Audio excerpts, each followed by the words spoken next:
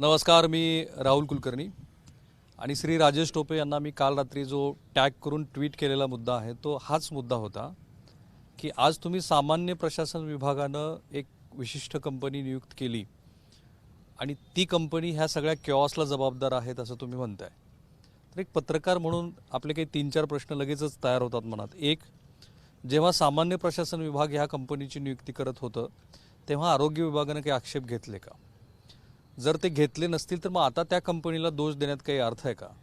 आमच्या परभणीच्या आणि जालन्याच्या करस्पॉन्डंटली जेव्हा श्री राजेश टोपे यांची मुलाखत केली तेव्हा श्री राजेश टोपे असं म्हणाले परीक्षेच्या 4 तास आधी की everything is fine, there is no problem आणि त्यामुळं परीक्षा तर होणारच आहेत.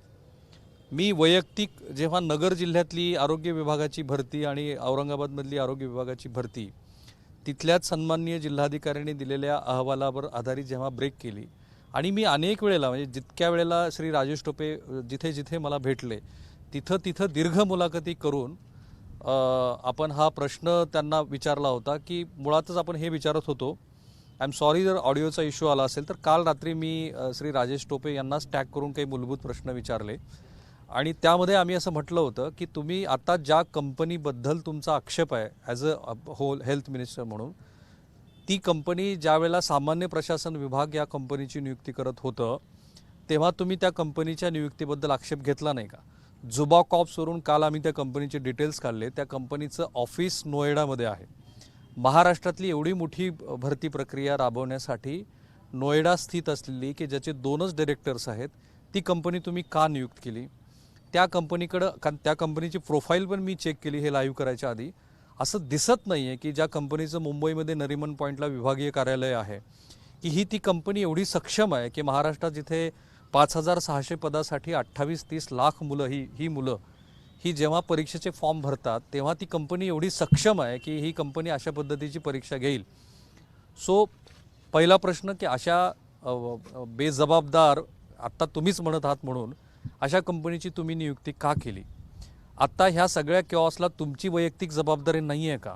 कारण या आधीच्या पण जेव्हा जेव्हा श्री राजेश टोपे मला जिथे भेटले आणि त्यांनी विलफुली मुलाखती दिल्या तेव्हा तेव्हा माझा पहिला प्रश्न त्यांना अर्थातच आरोग्य विभागातल्या भरतीबद्दल होता. तुम्ही आमच्याकडेच खूप सारी आश्वासनं दिली, ती सगळी भरती प्रक्रिया पारदर्शी असेल असं तुम्ही म्हणालात. परीक्षा सुरू व्हायच्या 4 तास आधीचं पण तुमचं स्टेटमेंट होतं. मी हे दीर्घ इंट्रोडक्शन दिलं कारण आज ज्या पद्धतीनं सोशल मीडियावरती मुलं व्यक्त होत आहेत त्या मुलांचा जर आवाज पत्रकार बनत असेल तर ते बनायलाच पाहिजे असं मला वाटतं. कारण बघा ना, ही ती मुलगी आहे सारिका, राईट?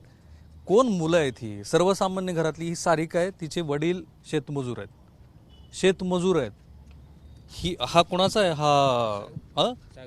नाही, कुणाचे वडील नाही आहेत. ह्या मित्राचे वडील नाही आहेत.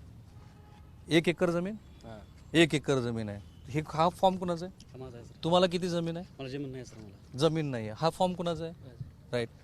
नॅशनल सॅम्पल सर्वेचा जो डेटा आहे तो असं सांगतो की महाराष्ट्रामध्ये आता लँड होल्डिंग ही हळूहळू कमी होत चाललेली आहे.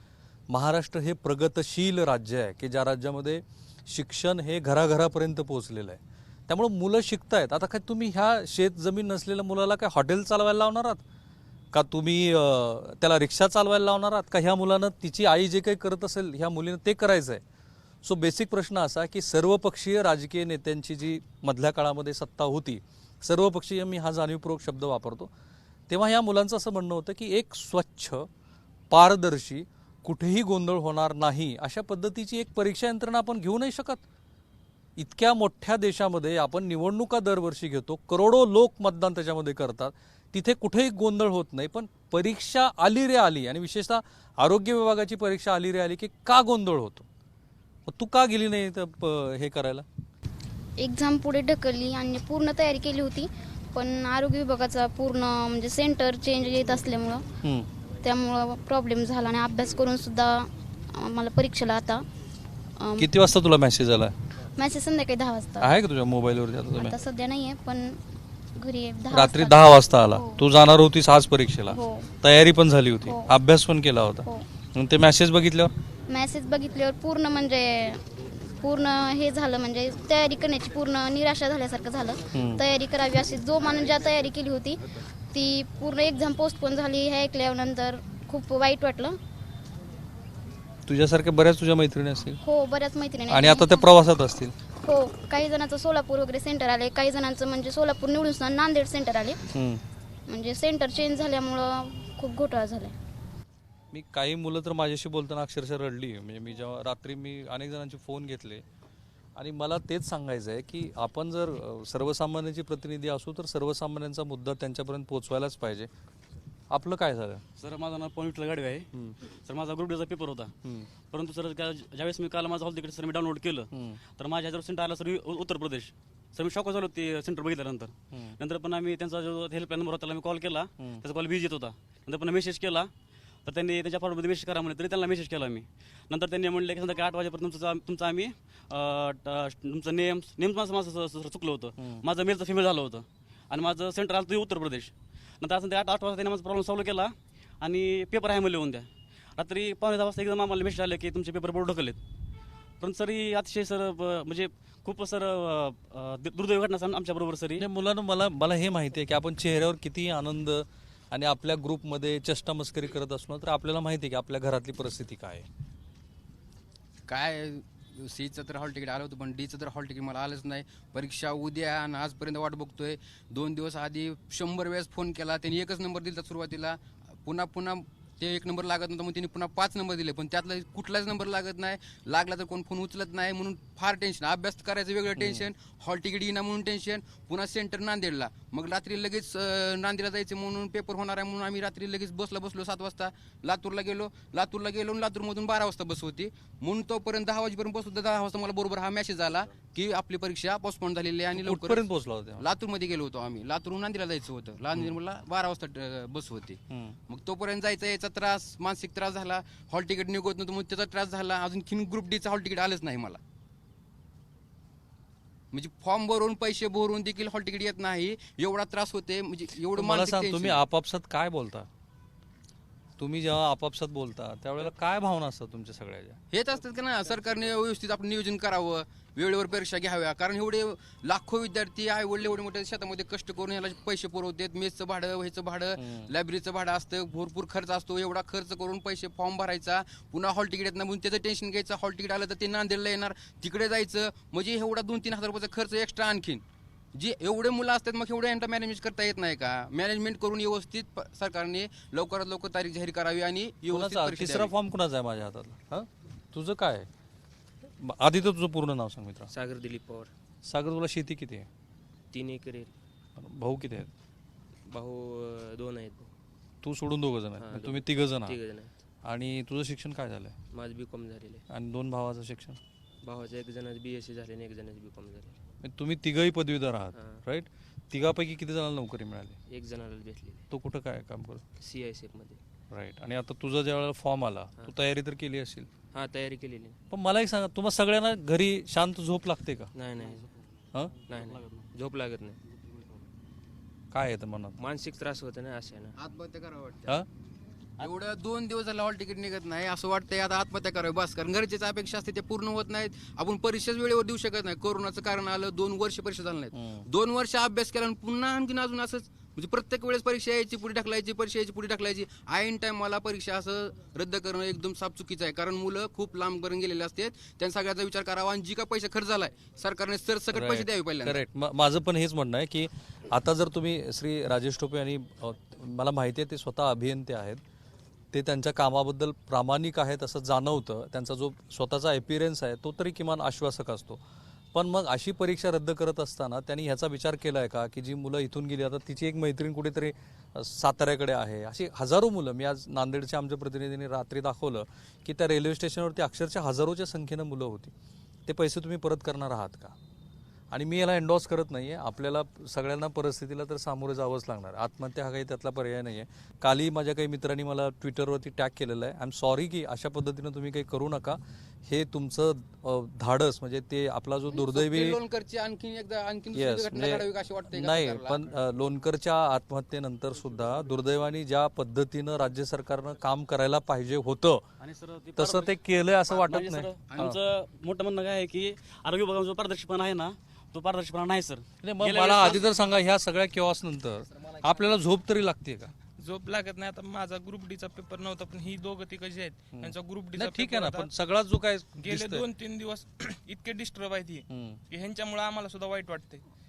ह्यांची परिस्थिती गरीब आहे, ह्यांची परिस्थिती गरीब आहे, माझी परिस्थिती गरीब आहे, ह्याची परिस्थिती, सगळेजण इथं येणारे म्हणजे काय सगळे लय चांगले घरचे येत नाहीत ना अभ्यासाला इथे येणारे. म्हणजे एवढं बेकार वाटतं त्यांच्याकडे बघितलं. 2-2, 3-3 दिवस वाट बघायची हॉल तिकीटची, आणि शेवटच्या क्षणाला जर हॉल तिकीट परीक्षा नाही असं कॅन्सल होतं, ही वेदना बघून आम्हाला सुद्धा दुःख होतं. आणि हा काय फक्त मुलांचा प्रश्न नाहीये. वैयक्तिकरित्या जर बोलायचं म्हणलं तर सध्या म्हणजे मी MPSC करते. जवळजवळ 3-4 वर्षापासून मी तयारी करते. एकतर म्हणजे एक्झाम वेळेवर घेतल्या जात नाही. 2-3 वर्षापासून एक्झाम झालेल्या नाहीत MPSCच्या. त्यामुळे विद्यार्थ्यांकडे इथे जे काही आहेत, मुली आहेत, ते सर्व गरीब म्हणजे एकदम मध्यमवर्गीय कुटुंबातले आहोत आम्ही. असं नाही की म्हणजे तुमचे वडील काय करतात? शेती करतात. किती शेती आहे? शेती अशी काही जास्तीच नाही आहे सर. म्हणजे शेतीमध्ये जे काय आहे ते उत्पन्न त्यातून त्यांनी आम्हाला शिकवावं, आमच्या मनानुसार बाहेर ठेवावं. म्हणजे इतके ऍडजस्टमेंट ते करतात आमच्यासाठी. आणि आम्ही रात्रंदिवस अभ्यास करतो इथे, दिवस रात्र किती तास अभ्यास करता तुम्ही? जवळजवळ 10 ते 11 दिवस डेली 11 तास आम्ही डेली रोज? अभ्यास करतो, रोज करतोच सर. आणि असंही नाही की लॉकडाऊनची परिस्थिती वगैरे होती, पण आम्ही इथे थांबून केलं. घरच्यांनी आम्हाला मुलगी म्हणून सपोर्ट करणं ही खूप ग्रामीण भागातली कठीण गोष्ट आहे. अगदी मान्य तरीही करतो मी. आम्ही फेस केल्या त्या गोष्टी. ते वैयक्तिक म्हणजे मानसिक पातळीवर सांगण्यासारख्या गोष्टी नाही आहेत त्या, तरी आम्ही ते करतोच. काय फेस केला म्हणजे वैयक्तिक पातळीवरती? म्हणजे कुटुंब- घरच्यांचा सपोर्ट हा नसतोच, त्यातूनही स्वतः मन घट्ट करून बाहेर राहणं, अशा खूप साऱ्या अडचणी असतात ज्याला आपण फेस करावं लागतं, थांबावं तिच्या लागतं. बोलण्यातलं इमोशन तुम्हाला आणि दिसतात का? तरीही आम्ही म्हणजे एक सरकारवर विश्वास ठेवतो की नाही, आज आपलं होईल, उद्या होईल, आपण समाजाला काहीतरी प्रूफ करून दाखवूया, आपल्या कष्टाला महत्व देतोय आम्ही आणि करतोय. पण इथे सरकारचा सगळा म्हणजे इतका गैरकारभार चालू आहे की इथे निवडणुका व्यवस्थित होतात, कोट्यावधीचे व्यवहार व्यवस्थित होतात, मोठमोठ्या कंपन्यांना कॉन्ट्रॅक्ट दिले जातात, त्यांच्या मर्जीनुसार हा कारभार चालतो. विद्यार्थ्यांचा यात विचारच केला जात नाही. जे विद्यार्थी प्रामाणिकपणे म्हणजे गरीब कुटुंबातून आलेत, शेतीतून आई वडील शेती करत असताना इथपर्यंत येऊन खर्च करत आहेत, असं 6-7 हजार मंथली करण्याची पण कॅपॅसिटी नसते शेतकरी वर्गातल्या कुटुंबाची, तरीही ते ठेवतात की बाबा आज ना उद्या आपल्या मुलाचं भविष्य उलगडेल किंवा आमचंही चांगलं होईल, एवढी एकच प्रामाणिक अपेक्षा असते. खरं म्हणजे ना, कालपासनं सर्वपक्षीय राजकीय नेत्यांना ही मुलं प्रश्न विचारतायत. तुम्हाला कदाचित नोकरीची गरज नसेल, राईट, हो. पण ह्या मुलांना आहे. आम्हाला आहे, राईट, ह्या मुलांना आहे. तुम्हाला- आणि तुम्ही अशा पद्धतीनं परीक्षा कॉन्डक्ट करत असाल ज्यात तुम्हाला किऑस शिवाय दुसरं काहीच येत नसेल, तर ह्या स्थितीच्या डोळ्यातले अश्रू मी बघू शकतो, मी ते फील करतो. हे पण हे सगळ्यांचं आहे ना, असं नाही आहे की हो बोलूया ना. तुमचं काय नाव पूर्ण? जगताप रुणाली रमेश. अच्छा जगताप, मी आधी बोललो ते तुम्हीच होते काय माझ्याशी गप्पा मारत आले वरते? ही मुलगी लवाऱ्याची आहे. किती शेती आहे? एक कंबी. शेती किती आहे? शेती 5 एकर आहे. 5 एकर. काय सोयाबीन केलंय? हा, सोयाबीनच आहे. राईट, सगळं 5 एकर मध्ये सोयाबीन केलंय. सोयाबीनच आहे. आणि भाऊ किती आहेत? भाऊ 2 आहेत. एक ट्रॅक्टर चालवतो, एक ते पण शेतीच करतो. मग गरीब परिस्थिती असल्यामुळे आम्हाला पण असं काहीच करता येत नाही. कुठल्या पदात? तुझं नर्सिंग झालं का? हा, नर्सिंग पण झाले. आता फायनल नर्सिंगला? हा, नर्सिंग झाले. नर्सिंगची तयारी पण झाली, पण आरोग्य सेवकाचे पेपर हे भरलेले आहेत काही जणांनी. मी काय भरलेलं नाही, पण अभ्यास तर चालूच आहे माझा MPSC चा. तुमचं कुणाचं अजून तुमचं काय चाललंय? माझं सेटचं चालू आहे. तुमचं लग्न झालेलं दिसतंय? हो. लग्नानंतर पण तुम्ही प्रयत्न करताय? हा, मिस्टरांच्या सपोर्टमुळे मी इथपर्यंत आलेले आहे, पण असं ह्यांचं गैरवर्तनमुळे ना सगळ्यांना त्रास होतो मानसिक. असं मी मुलांनाही हा प्रश्न विचारला, तुम्हाला झोप लागते का? नाही सर, अक्षरशः कधीच झोप लागत नाही, कोणालाच लागत नाही सर. ज्या मुलांचं भविष्य पूर्णतः म्हणजे एका गोष्टीवर कॉन्सन्ट्रेट झालंय, त्याला रात्रीची झोप कशी शांत लागू शकते? अचानक पेपर काय येतात, सेंटर काय बदलले जातात, त्यातूनही त्यांनी ऍडजस्टमेंट करावी, तयारी करावी, आणि अचानक ते काय परीक्षा कॅन्सल करतात. घरच्यांना उत्तरं काय द्यावी? सगळ्यात मूळ मुद्दा हा आहे की स्वतःशी उत्तर का द्यावं, काय द्यावं. विशेषतः मी हा राजकीय मुद्दा जाणीवपूर्वक आणतो, कारण विधानसभा निवडणुकीच्या प्रचाराच्या दरम्यान राष्ट्रवादी काँग्रेसच्या सर्व नेत्यांनी, विशेषतः प्रमुख नेत्यांनी महाराष्ट्रातल्या तरुणांना हे आश्वासन दिलं होतं की जो श्री देवेंद्र फडणवीस यांच्या काळातला महापोर्टलचा घोटाळा होता, आणि मी त्याच्यावरती अनेक व्हिडिओज केले होते त्या काळामध्ये, तर ते महापोर्टल आम्ही थांबवू आणि सरकारी व्यवस्थेच्या माध्यमातूनच त्या परीक्षा घेतल्या जातील. आता पहिला प्रश्न, ते आश्वासन तुम्ही दिल्यानंतर गेल्या 1.5-2 वर्षामध्ये महाराष्ट्रात ज्या परीक्षा झाल्या त्या सगळ्या खाजगी संस्थेच्या माध्यमातून कशा काय झाल्या? तुम्ही MPSC सारखं एक सक्षम प्लॅटफॉर्म या मुलांच्या परीक्षेसाठी का नाही उभा करू शकत? आणि याला काहीतरी बोलायचं होतं. हां, सर मला बोलायचं की सुप्रियाताई सुळे आणि रोहित पवार यांनी म्हणले होते की महापरीक्षा पोर्टलला मी रद्द करू. बरोबर आहे. ते त्यांचे ट्विट सगळीकडे अवेलेबल आहेत. सगळ्या पक्षांना एकच प्रश्न विचारायचा आहे की MPSC म्हणते की आम्ही सरळ सेवा ही परीक्षा आम्ही घेऊ, आम्ही सक्षम आहोत, मग का देत नाहीत? मग विद्यार्थ्यांकडे तुम्ही एक पैसा कमवण्याचं साधन म्हणून बघताय का? कसं तुला कसं म्हणायचं की आता समजा 15 लाख फॉर्म येत असतील आणि 400 रुपये चलन आणि 500 रुपये चलन ओबीसी आणि ओपन साठी, मग तेवढे गुन्हे तुम्ही ही सर म्हणजे एजन्सी मार्फत पेपर घेता, मग हा पैसा एका विभागाला जातो, त्या विभागाला. जर MPSC घेत असेल तर चलन ही कमी होतं आणि पारदर्शक पद्धतीने अभ्यास होतो.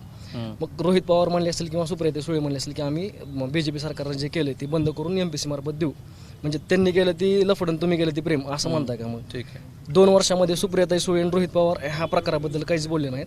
जी 6 महिन्याखाली आरोग्य विभागाची एक भरती झाली, त्या भरतीमध्ये घोटाळा झाला, अक्षरशः व्हिडिओ व्हायरल दिलेले सगळे काही सबूत त्यांच्या समोर केले. पण राजेश टोपे साहेब म्हणाले की 50 प्रश्न फुटत असतील, ऑनलाईन पेपर फुटत असेल तरी काहीच फरक पडत नाही.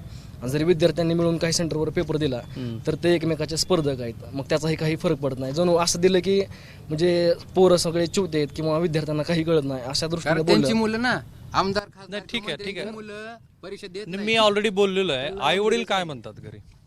आई वडील म्हणतात की सर रोज की आपण आपला मुलगा नोकरीला लागावा, आपली परिस्थिती सुधारावी. आम्ही सामान्य कुटुंबातली मुलं आहोत की सरकारचा नुसता गैरव्यवहार चालू आहे की आजकाल इथं अफवा आहे काय आहे माहित नाही, पण त्यांचे रेट ठरलेले आहेत की बाबा पलीकडे चालत अलीकडे तुम्ही जर एवढे पैसे दिले तर आम्ही तुम्ही मुलाला लावू का, असं काहीतरी त्यांचे ठरलेले आहेत. हे अफवा आहे. एका वर्तमानपत्रानं तशी बातमी पण केलेली. आय होप की श्री राजेश टोपे हे थोड्या वेळानंतर ABP माझ्यावरती लाईव्ह आहेत, तर ते ह्या सगळ्या प्रश्नांची उत्तरं देतील. पण एक तर जाणवतंय की या मुलांचं असं म्हणणं आहे की MPSC मार्फत ही सगळी अराजकीय मंडळी आहेत. इथला कुठलाही राजकीय पक्षाचा कोणी प्रतिनिधी नाही किंवा ह्या मुलींनाही काही राजकीय भूमिका नाही आहे. मूळ मुद्दा काय आहे की आपल्याकडे तरुणांची जी संख्या आहे ती पाहता आपल्याला एक असं पारदर्शी पद्धतीचं ज्याच्यामध्ये कुठेही गोंधळ होणार नाही आणि ह्या मुलांच्या मनामध्ये जे वेगवेगळे प्रश्न आहेत त्या प्रश्नांना त्यांच्या मनात काही प्रश्न शिल्लक राहणार नाहीत अशी काहीतरी व्यवस्था आपल्याला करता येईल का नाही? का आपण पुन्हा तेच रे माझ्या मागल्या दरवेळेला आम्ही असंच जायचं, मुलांना विचारायचं, मुलांकडनं हे जाणून घ्यायचा प्रयत्न करायचा? सो आपण थांबूया इथे. मुलांच्या ह्या ज्या प्रतिक्रिया आहेत त्या आपण श्री राजेश टोपे यांच्यापर्यंत पोहोचवायचा प्रयत्न करतोय. काही वेळामध्ये त्यांचं या विषयावरचं जे उत्तर आहे ते अपेक्षित आहे.